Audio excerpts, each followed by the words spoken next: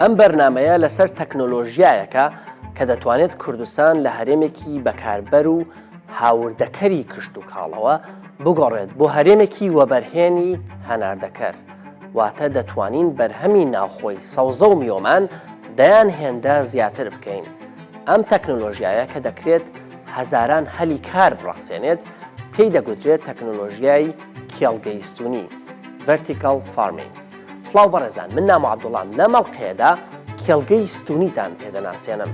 جۆرێکی نوێی کێڵگەیە کە بە تەکنۆلۆژیا کار دەکات و پێویستی بە خاک نییە و بەرهەمی سەوزە و میوەی دەیان جار زیاترە لە کێڵگەی یاسایی. بەرهەمەمە بە قەسی 30 جاران ji بەرهەمە زەویەکە vekirî zêdetir e. دەچینە یەکێک لە مەزنترین کێڵگە ستونیەکانی ئەمریکا کە ساڵانە ملیۆنەها تەن تەماتە و سەوزە بۆ وڵاتەکە بەرهەم دەهێنێت. ئەم ji سەدی نەهوێت ئاوەی کێمتر بەکاردێنن. هیچی دیکە خاکی بەپیت و بێپیت گرنگ نییە. کێڵگەی ستونی لە هەر شوێنێکی گەردوون دەکرێت دروست بکرێت و چوار وەرزەی ساڵ بەرهەمی هەیە. ئەم باجانان لەبەر دەچینن. ئایا کێڵگەی ستونی چارەسەرە بۆ زیادبوونی ژمارەی دانیشتوان؟ ئایا داهاتووی یاسایشی خۆراکی کوردستان لە مەترسیدایە؟ حتا 2005 divê em sedî heftê xwarina zêdetir berhem bînin. پێشەوەی کێڵگەی ستونیتان پێ بناسێنم دەمەوێت کێڵگەی نەریتیتان بیر بخەمەوە. ئەو کێڵگانەی سەدان ساڵە هەن و هێشتا لە کوردستان و شوێنەکانی دیکەی جیهان بەربڵاون. ئەم کێڵگانە دەکرێت پیان بگوترێت کێڵگەی کراوە، چونکە داخراو نین و لەو دەشتە دەکرێن. مانگینۆ سەردانی کێڵگەیەکی نەریتیم لە شارۆچکەی بەحرکەی نزیک هەولێر کرد، بەڵام کێڵگەکە وەرزی ڕواندنی تەماتەی بەسەر چوو بوو. تەماتەمان ئەمە لە مانگی 6 تقریبان پێڕادەگاتن کە پێڕادەگا ئەمەوە دەتا مانگی 28 ئەمە تەماتی دەفرۆشین. کە تەماتەش دەفرۆشین تەماتەکە لە وەختە پاشی و گەرمادا لەسەر دەچتن. ئەی باسیەوەت کرد کە گوتت ناتوانانی منافەسەی بەرهەمی وڵاتانی تر بکەی وەکو تورکیا و سووریا دەچی بۆ منە ئەمڕۆ باینجان بردو بە بازار. پێمان بڵێ چۆن باسی نرخ دابەزی بۆ چ بۆ ئەوڕۆ؟ باینجان ئەمە تقریبان لەو هەفتەیەک پێشی ئەو باینجانی ئێران بێتن لە دەوری 550-600 مان دەفرۆشێ بە 250 مان فرۆشتێ 150 زیاتر دابەزی بۆ زۆر زیاتریش. سێوەرزەکەی دیکەی ساڵ ئەگەر تەماتەتان بێت لە کوێوە دێت؟ دەبێت پشت بە بەرهەمی وڵاتانی دراوسێ ببەستین. کوردستان و عێراق ئەو شوێنەی کە تیایدا کشت و کاڵ دۆزرایەوە ئەمڕۆ زۆربەی بەرهەمە خۆراکیەکانیان لە دەرەوە هاوردە دەکەن. لە بەرامبەردا هەندێک هەوڵ دراوە بۆ قەدەغەکردن یان سنووردارکردنی هاوردەی دەرەکی، بەڵام گرفتێکی گەورەی بڕیارێکی لەو جۆرە گرانبوونی نرخە لەسەر هاوڵاتیان. پرسیارە سەرەکیەکە کە پێویستی بە وەڵامە ئەمەیە، چی وای کردووە بەرهەمی دەرەکی کە پارەی گواستنەوە و باجی سنووریشی دەخرێتە سەر هەرزانتر بێت لە بەرهەمی ناوخۆ؟ وەڵامەکە ڕوونە. لە کوردستان ئەو ژێرخانە لە ئارادانیە تا جوتیارەکان بتوانن هێندە زۆر بەرهەم بهێنن ڕکابەری بەرهەمی هاوردەکراو بکەن. تەکنۆلۆژیای ستونی لەم ڕۆوە دەکرێت یارمەتی دەربێت. بۆ نمونە ئەمڕۆ بەهۆی تەکنۆلۆژیاوە کێڵگە 4 دۆنمیەکەی کاکبورهان دەکرێت هێندەی 120 دۆنم زەوی تەماتە بەرهەم بهێنێت. بیر بکەرەوە لەوەی کە گوتم 4 دۆنم زەوی دەتوانێت هێندەی 120 دۆنم زەوی بەرهەمی هەبێت. لەوەش گرنگتر 4 وەرزەی ساڵ دەتوانێت بەرهەمی هەبێت. ئەمە دەکات جوتیاری کورد بتوانێت پێداویستی ناخۆ پڕ بکاتەوە بە نرخێکی هەرزانتر لە تەماتەی هاوردەکرا و قازانجێکی زۆر گەورەتریش بکات. استفادە لێ ناکەن لە بە هەندێک زۆریش ناکەین یان تقریبان من 4 دۆنم 5 دۆنم تەماتەم کردیە یاتر ناتوانم بکەم. ئەو 5 دۆنمە عەرزەی کە هاتە چەندێک تەماتە بەرهەم دێنی لە ساڵێکا لەو 5 دۆنمە؟ وڵا هەتا 75 تەن ئەوەندە تقریبان 75 تەن. بەێ. وەرزی پاییزە و ئەم کێڵگەیە لە کوردستان ناتوانێت تەماتە بڕوێنێت. لە کاتێکدا لە کوردستان ڕواندنی تەماتە بە زۆری وەرزیە، وڵاتانی گەشت سەند و تەکنۆلۆژیای پێشکەوتوو بەکاردەهێنن تا 4 وەرزەی ساڵ تەماتە بەرهەم بهێنن. ئێستا با بچین بۆ ئەمریکا تا لە نزیکەوە بزانین ئەم تەکنۆلۆژیایە چییە و چۆن دەخرێتە بواری جێبەجێکردنەوە.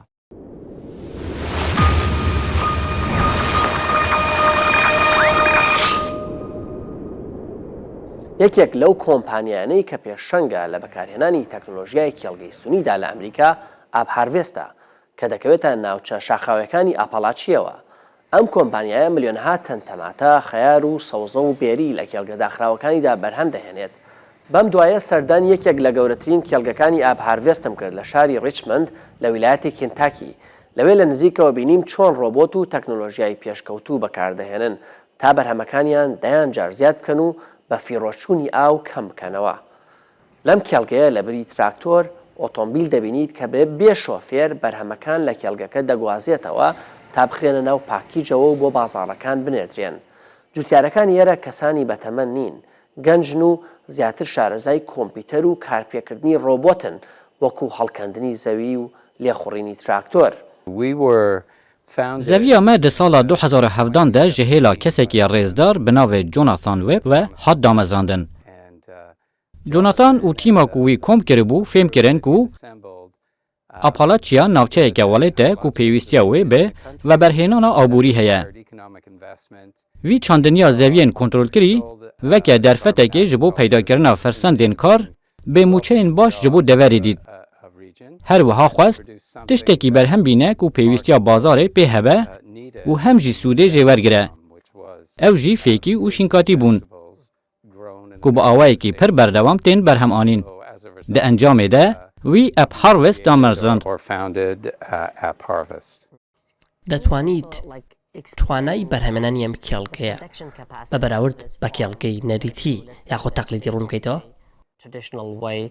Ger em werin ser çandiniyê û bi taybetî bala xwe bidin bacanan, weke tu dibînî bacanên me yên xweşik hene. Bacan bi awayekî giştî li ser giyayên pelkêş û bi rengekî asûî mezin dibe. Ji ber ku zeviyên me yên girtî hene, em dikarin wiha bikin ku berhem bi awayekî stûnî jî mezin bibe. Em dikarin giya de devereke pir piçûk de zêde bikin û berhemanîna berhema xwe zêde bikin. Berhema donimek bacan li zeviya kontrolkirî bi qasî 30 caran ji berhema donimek zeviya kevneşopî zêdetir e. Wekî encam, bêçavkaniyên hindiktir û zeviyên kêmtir, tu dikarî berhema wê donimê zêde bikî, ew jî wiha dike ku tu pir berhemdartir bibî. You're able to increase the production of that acreage, making it far more productive. کاتێک باس لە کێڵگەی داخراو دەکرێت هیچ سنووردارکردنێکی وەرزی نیە، ڕاستە؟ دەتوانیت بە درێژایی ساڵ تەماتە بچێنیت. Erê dikare, erê ev rast e. Li hin zeviyên girtî û kontrolkirî her çardem salan çandiniyê dikin. Li wir de tevahiya salê de berhem têne çandin. Ev jî rê dide ku ew demê destnîşan bikin ka kîjan çaxî berhemên xwe bişînin bazarê. Ji bo ku di demên herî giring ên salê de berheman ji xelkê re peyda bikin û dikarin tevahiya salê çandiniyê bikin. Bi me baş e ku em di demeke diyarkirî de çandiniyê bikin. Da ku em wê demê bacan û şînkatiyên taze ji bazarê re peyda bikin ku herî zêde tên xwastin û divê berhem ji deverên herî dûr werin. Angu bê gelemperî sala me nêzî meha tebaxê dest pê dike.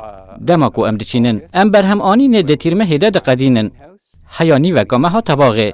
Dema ku em zeviyê paqij dikin û ji berhemên nû re amade dikin. ئاپارێز چەند کێڵگەی داخراوی وە کۆمەی هەیە؟ توانای بەرهەمێنانتان چەندە؟ دەتوانیت ژمارێک پێ بدەیت؟ Niha çar zeviyên me hene. Du zeviyên me yên 242 donemî hene. Yek li Moorhead, yek li Richmondê ye. Em niha 306 doneman ji wan bikartînin. Di meha tebaxê de em ê çandiniyê li beşa din jî bikin.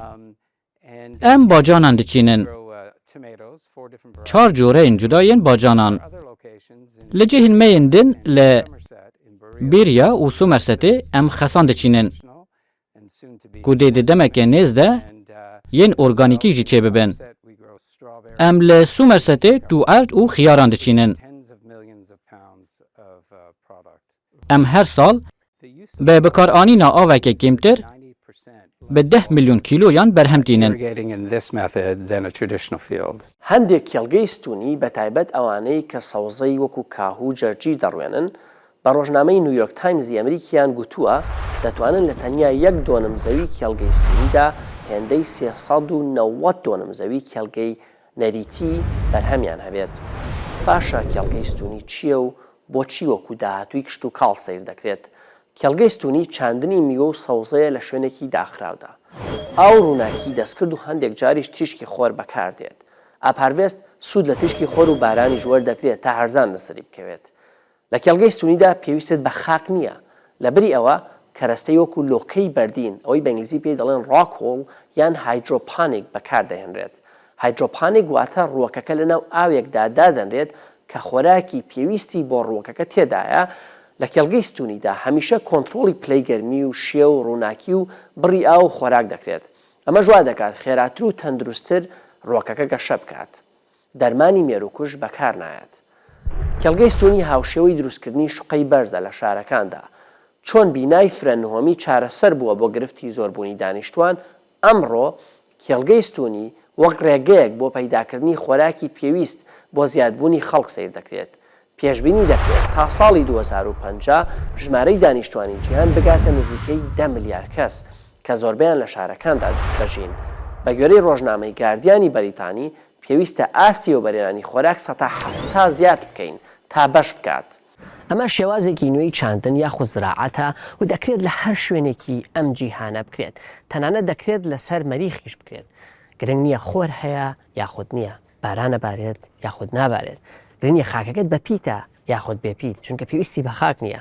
ئەم کێڵگانە سەدا 90 کەمتر ئاو بەکاردەهێنن بە بەراورد بە کێڵگەی جاران.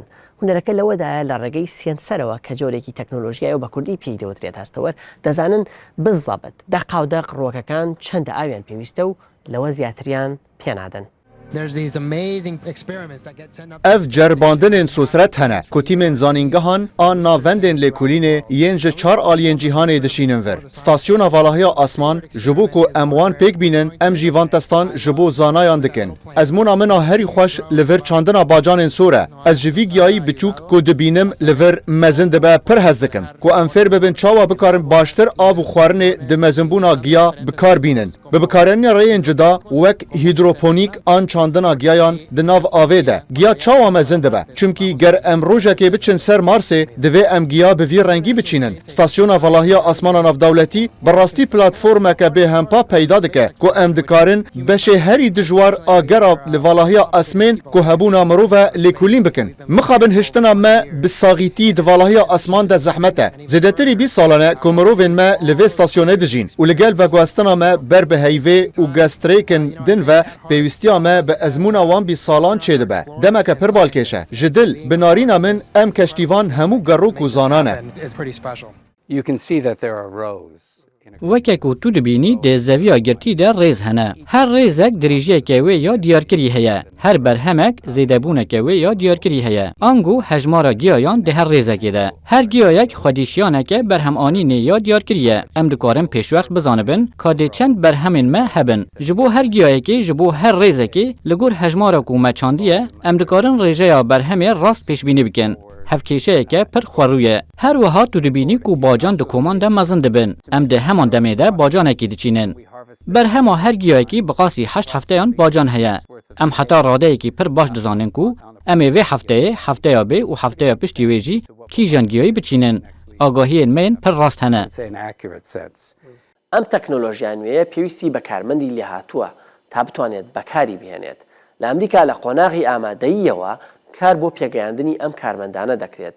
لە ئامادەیی کارتەر جی وودسن ئەکادمی کۆرسێک کراوەتەوە کە خوێندکارەکان لەبارەی کێڵگەی ستونیەوە فێر دەکەن. خەرجی کۆرسەکە ئاپهاروێست و کۆمپانیەکانی دیکەی بواری کێڵگەی ستونی لە ئەستۆیان گرتووە. برای سازمانە چاندنیە یانها ڕێبازەکەوەیە شش بەشی هەیە و ئەم فێری خوێندەکارن وێ دکن. ڕێباز زانینەکە بنگەهین پەیدا دکە. Di derseke de li ser çandiniya çewlika kontrolkirî em her tiştî derbarê wê mijarê de hîn dikin. Ji dîroka çandinî û jîngeha kontrolkirî ji serdema babiliyan heya serdema nûjen em balê dibin ser cûreyên cudayên çandiniya jîngehên kontrolkirî, rola avê, rola ronahiya çêkirî ku tu li vir dibînî, bingehên zanista giyayan û paşê ji bo pakêtkirina wan em bi rastî balê dibin ser aboriya çandiniya jîngeha kontrolkirî. Tu berhema xwe çawa bixî bazarê tu çawa bibî karsaz û karsaziya te duwarê çandiniya çewlika kontrolkirî de hebe. Bi rastî xwendekar di dema nîv sal an demsalekê de agahiyên pir kûr li ser çandiniya zeviyên girtî û kontrolkirî werdigirin.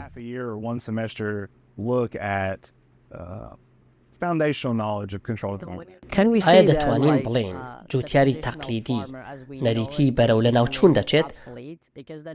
چونکە جوتیاری نوێ ئەو جوتیارەی داهاتوو کە تۆ دروستیەکەیت زیانیاری لەسەر کۆمپیوتەر زیاترە وەکو لێخوڕینی تراکتۆر بۆ نمونە.